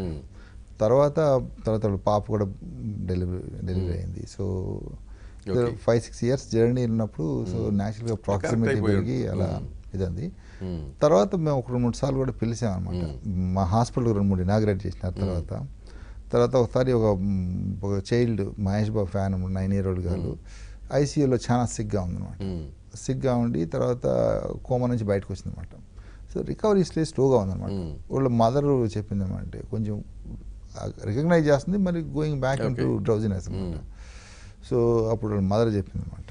సో పెద్ద ఫ్యాన్, నిన్న మహేష్ గారి ఫోటోలు చూపిస్తే కాసేపు చూసి ఏలో పెట్టి చూపిస్తుందంటే మేము రిక్వెస్ట్ చేసాం. చేస్తే వచ్చి ఈ చాట్ విత్ 1 hour అనమాట. చూసి తనతో మాట్లాడి కొన్ని వీడియోలు చూసి అన్ని చేసి తర్వాత we could see that change అనమాట. ఇట్ హెల్ప్స్ అండి, ఇట్ హెల్ప్స్ డెఫినెట్లీ. అదే న్యాచురల్లీ అదే నేను ఇందాకంతా కూడా అదే కదా, డాక్టర్ రిలేషన్ కూడా హెల్ప్ చేస్తున్నారు ఇది. సో దట్స్ హౌ బాగా అయిపోయింది. సో తర్వాత అలాగా మాకు రెగ్యులర్గా ఇంటరాక్షన్స్, దాంతో మేము రిక్వెస్ట్ చేస్తే ఫైన్ అనుకొని యాడ్స్ కూడా చేసినారు. And we value and respect their association. They are wonderful people both couple. ఒక్కోసారి అమ్మ 9 నెలలు మోయలేకపోవచ్చు, అప్పుడు ఆ పని మేం చేస్తాం. పిల్లల హాస్పిటల్ కావాలి, రెయిన్బో లాగా. It takes a lot to treat the little. సో మీకు బ్యాడ్ ఎక్స్పీరియన్స్ ఏంటి యాజ్ ఎ డాక్టర్గా, as a owner of the హాస్పిటల్గా? డాక్టర్గా బ్యాడ్ ఎక్స్పీరియన్స్ అంటే ఇదే అండి. ఫస్ట్ ఒకసారి ఒక బేబీ ఒక ఎక్కడి నుంచో వచ్చారండి, వరంగల్ జిల్లా నుంచి. సో ప్రెగ్నెన్సీ నుంచి మేము 2001లో, అది 2000లోనే. సో తను వచ్చి ఇలా అడిగారు అనమాట, సార్ మాకు హెల్ప్ చేయాలా, సహాయం చేయాలని చెప్పేసి. అప్పుడు మేము ఆబ్స్ట్రిక్స్ చేసేవాళ్ళం కదండి, పక్కన వేరే హాస్పిటల్లో సవితా మేడం దగ్గర మేడం రిక్వెస్ట్ చేసి ఆమె కన్సల్టింగ్ చేసి మేము చేసి బిడ్డను బతికించామండి. మా దగ్గర ఉన్నది అప్పుడు బిడ్డను కూడా బాగా మనం కూడా పాయింట్ ప్రూవ్ చేసుకోవాలి కదా, ఎన్ని చేయొచ్చు అని చెప్పి మేము బాగా హార్డ్ వర్క్ చేసి బిడ్డను బతికించాం. బతికిచ్చి తర్వాత ఇంటికి వెళ్ళిపోయారు. ఇంటికి వెళ్ళి అంతా హ్యాపీగానే వెళ్ళిపోయారు. అప్పుడు 1.2 lakhs అంత బిల్ అయింది ఆ కాలంలో. తర్వాత 1 week తర్వాత బిడ్డను తీసుకొచ్చారు. అప్పుడు యాస్పిరేషన్ అయింది లంగ్స్లోకి. యాస్పిరేషన్ అయిన తర్వాత లంగ్స్ బాగా దెబ్బతిన్నాయి. సో మళ్ళీ మేము వెంటిలేట్ చేయడం తర్వాత ఫైనలీ వీ లాస్ట్. అప్పుడు when we last the baby, అప్పుడు ఇతనికి ఎవరో తమ మీడియా ఫ్రెండ్స్ వాళ్ళు కనెక్షన్ ఉందన్నమాట. సో వాళ్ళంతా వచ్చేసి నన్ను ఎదురుగా, ఇతనే వాళ్ళ ఫాదరు పోయేటప్పుడు నా కాళ్ళు అయిన పెట్టుకుని ఆయన పెట్టుకోకూడదు, డాక్టర్ అంటే కాదు, దైవం కాదు చెప్పి వచ్చి నెక్స్ట్ టైం వచ్చినప్పుడు ఇది what he display to me నేను ఎప్పుడు మర్చిపోయానండి. అంటే అసలు వాళ్ళు మాట్లాడిన మాటలు అవి ఆ రోజు అనుకున్నా దేనికి పని చేయడానికి. అంటే చాలా బాధేసిందండి, చాలా బాధేసి చాలా అసలు 5-6 రోజులు అది హెడ్లైన్స్గా రావడం కూడా ఇంకా బాధించింది. పూర్వపరాలు తీసుకోకుండా ఏంటి అసలు. సో ఇండియాలో ఎట్లా ఉంటుందో తెలిసి వచ్చిందా? It was a shocker. 9 o'clock news headlines వస్తే ఇలాంటి అసాల్ట్ మాకు బెంగళూరులో కూడా జరిగిందండి. అవునా? అంటే మేము చేయని తప్పుకి they were trying to, that was not done by ఇది ఉండే, it was done by some other people అండి, కాంపిటీటర్స్ వైరల్ చేసినారు. అంటే నేను కొత్తగా వెళ్ళాను కదా, వాళ్ళు they wanted to show me there power అన్నమాట. మెడికల్ ప్రొఫెషన్ ఎంత అనెతికల్కి వెళ్ళిపోతుందో చూడండి. కాంపిటేటివ్. ఇప్పుడు ఇదివరకు ఒక గొప్ప డాక్టర్ దగ్గరికి మామూలు డాక్టర్ అయితే కనుక వెళ్ళి కాళ్ళు మొక్కేవాడు, నాకు నేర్పండి అనేవాడు, గౌరవించి పూజించేవాడు. ఇప్పుడేమో విషం చిమ్ముతున్నారు. సో అట్లా జరిగింది అక్కడ ఆ ఎక్స్పీరియన్స్. జరిగిందండి. ఆ తర్వాత చాలామంది కొంచెం లోకల్గా ఉండేవాళ్ళు రకరకాల వాళ్ళు వచ్చి థ్రెటన్ చేయడం మొదలుపెట్టారు. సో దాన్ని అప్పుడు నేను ఇనాగరేషన్ చేయించాను అనమాట. నాయుడు గారు చెప్పుకున్నాను అనమాట, రంగనాయుడు గారు.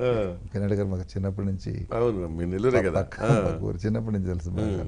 అన్న ఇది పరిస్థితి అంటే ఇనాగరేషన్ చేస్తే బాగుంటుంది.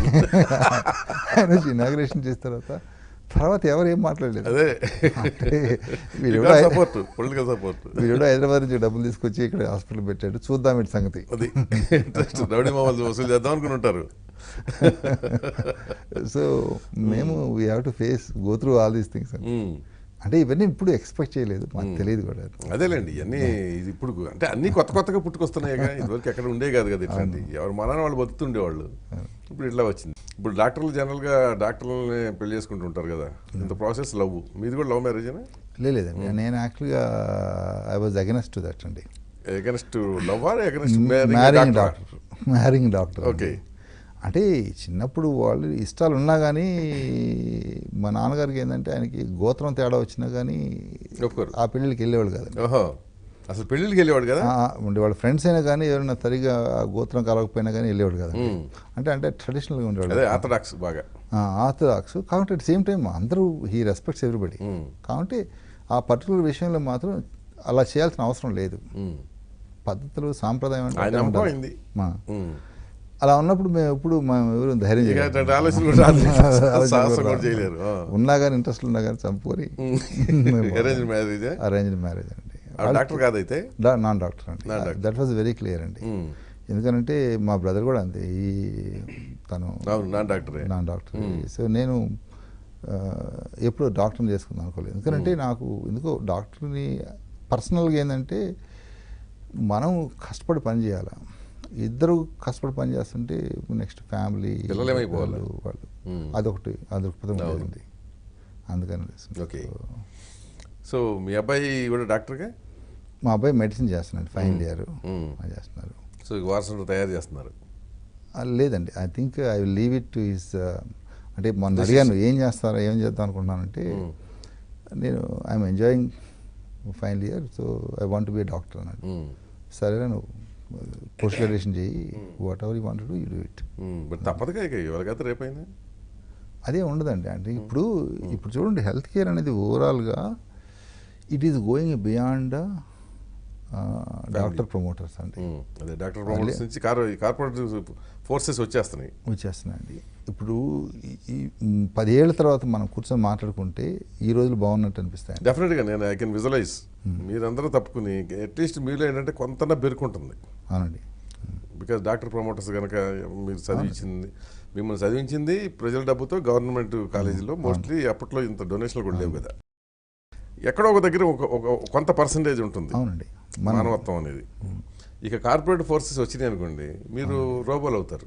అవునండి, వాళ్ళు ఏం చెప్తే చేయాలంతే. ఇక అంటే ఆ సిచ్యువేషన్ ఐ డోంట్ నో. ఇప్పుడు డెఫినెట్గా ఫోర్స్ ఇప్పుడు నేను అనేది అదే అన్నా.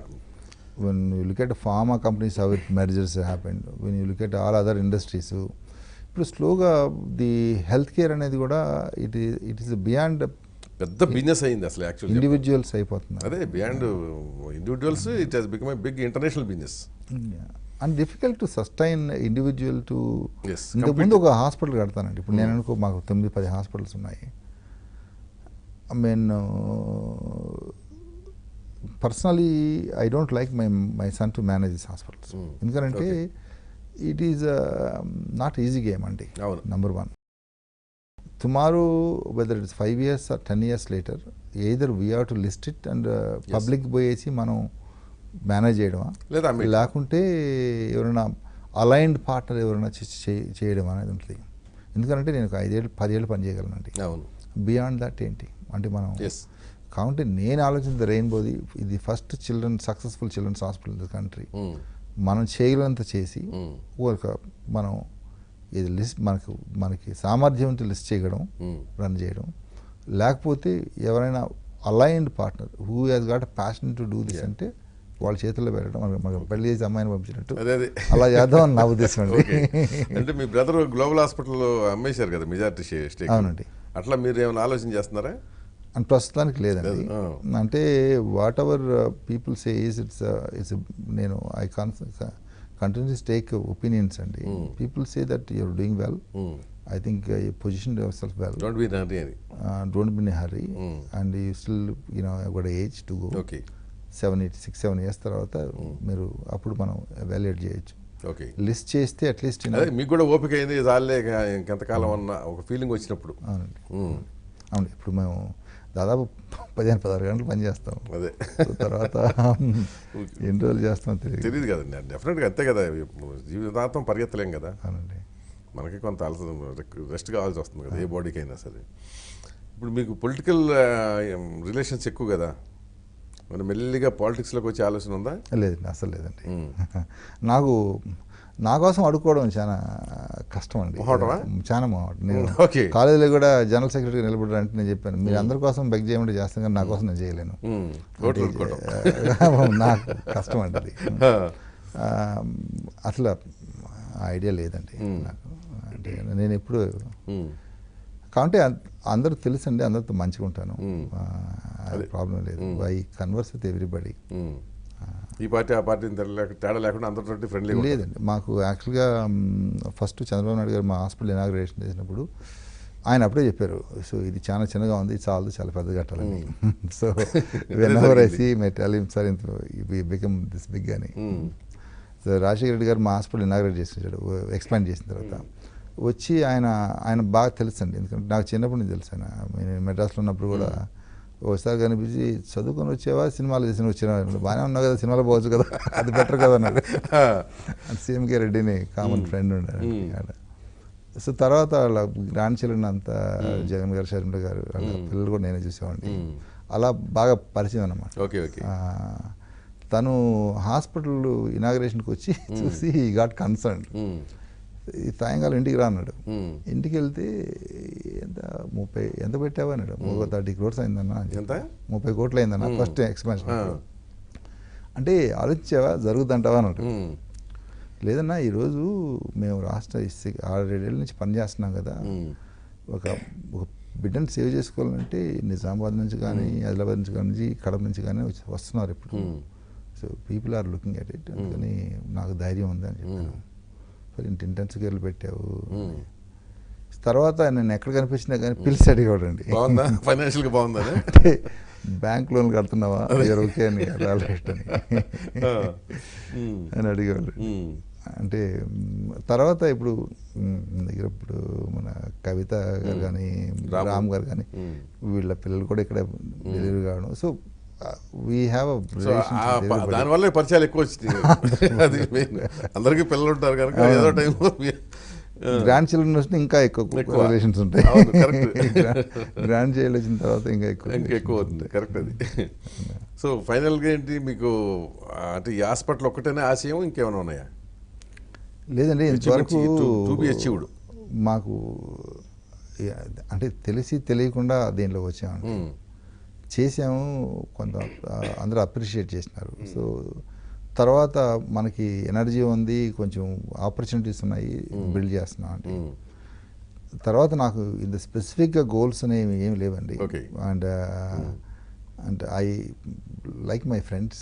తర్వాత కొంచెం అంటే two things and I treat my self well. అంటే నేను ఎప్పుడు కొంచెం కంఫర్టబుల్గా ఉండాలని ట్రై చేస్తాను పర్సనల్ లెవెల్లో పని చేసినా కానీ. రెండోది ఒకసారి రిటైర్మెంట్ గురించి ఆలోచిస్తున్నానండి. అంటే లాస్ట్ ఒక 10 years ఉన్నా కానీ మళ్ళీ ఇప్పుడు కొంతమందిని అయితే మా ఊరికి పోవడం మానేశాను, నెల్లూరుకి వెళ్ళడం మానేశాను, పాత ఫ్రెండ్స్ని వెళ్ళడం మానేశాను. సో కొంచెం మనీ రివైవ్ చేసి కొంచెం మామూలుగా సరదాగా అందరితో మామూలు జీవనం సాగిస్తే బాగుంటుందేమో, దీనికన్నా నార్మల్ లైఫ్ లీడ్ చేస్తే బాగుంటుంది. అప్పుడు ఐ థింక్ డెఫినెట్గా ఏదో ఒకటి చేయాలా, సంథింగ్. అంటే మనం కంప్లీట్గా ఖాళీగా ఉండి చేయలేమండి ఇంత ఫాస్ట్ ఫేజ్లో ఉన్నప్పుడు. ఐ విల్ చూస్ సంథింగ్ అండి which is actually where I can contribute and service లాగా. Okay, good. మేము ఆలోచించకుండా ఏదైనా మనం ఏమైనా చేయగలిగితే తప్పకుండా, అంటే రోజుకు 6 గంటలు 5-6 గంటలు పని చేయగలం కదా.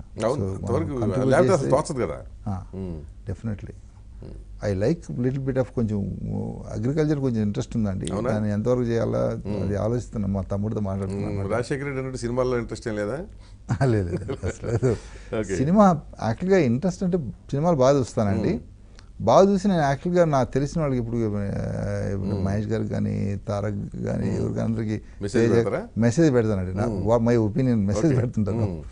ఐ హ్యావ్ ఇంట్రెస్ట్ అండి. Maybe I may do on movie after 60 years. No, not produce movie. Okay, produce interest ఉంది, చాలా కాలం నుంచి ఇంట్రెస్ట్ ఉంది. I may do that. Okay. అంటే ఇట్ వర్క్స్ అవుట్. అదే ఇంకా టైం ఉందిగా చాలా. అదే చాలా టైం ఉంది కానీ అంటే నాకు 5 years కన్నా ఎక్కువ నేను గోల్స్ పెట్టుకోనండి. ఓకే. మనకి తెలీదు, అది 5 ఏళ్ళే చాలా దూరం అనిపిస్తుంది. అంతే కదా. ఇక అందరూ ఇప్పుడు వస్తున్న ఫాస్ట్ చేంజెస్తో అవునండి. ఏమవుతుందో తెలియని పరిస్థితి వచ్చేసింది కదా. ప్రశాంతమైన మంచి హ్యాపీ లైఫ్ లీడ్ చేయాలనేది కదా మీ కోరిక. కొన్ని రోజుల తర్వాత అదే కొన్ని రోజులు నాట్ నౌ. ఇప్పుడు ఎట్టకు బిజీగా ఉంటారు. ఇప్పుడు మీరు తప్పుకుందామన్నా తప్పుకోలేని పరిస్థితి. ఎందుకంటే పులి మీద సారీ లాంటిది ఇది. ఎక్స్పాన్షన్ అందరితో ఎక్స్పాన్షన్ స్టేజ్లో ఉన్నప్పుడు ఇప్పుడు ఎలా అయిందంటే అండి, ఇప్పుడు నేను ఇంట్లో రోజు ఖాళీగా కూర్చున్నా కానీ నోబడి ఈజ్ లైకింగ్ ఇట్. ఎవరికి ఇష్టం లేదు. మా ఇంట్లో మామిడిగా నేను ఇక్కడ ఇంట్లో కూర్చోంటుంది. అంతే కదా మరి. మా ఇంట్లో మా కుక్క కూడా చూస్తుంటుంది అనమాట. ఏంటి ఇక్కడ కూర్చోండి, ఇంట్లో కూర్చోండి డాగ్ అండి, అది కూడా ఆశ్చర్యంగా చూస్తుంటుంది నేను ఇంట్లో ఉన్నాడని. ఓకే. సో అట్లా అలవాటు చేశారు వాళ్ళకి. సో అందుకని ఏదో ఒక వ్యాపకం ఉండాల్సిందే మీకు. అవునండి, తప్పదండి. లేకపోతే వాళ్ళకి కూడా బోర్ కొడుతుంది ఇంట్లో ఉంటే. తప్పదండి. ఇప్పుడు మీరు చెప్పిన దాని ప్రకారం అంతే కదా, ఆశ్చర్యపోతున్నారు వాళ్ళు. Okay, good. సో మంచి క్వాలిటీ లైఫ్ ఎంజాయ్ చేయాలని చెప్పి కోరుకుంటూ thank you very much doctor. Thank you అండి, నమస్కారం.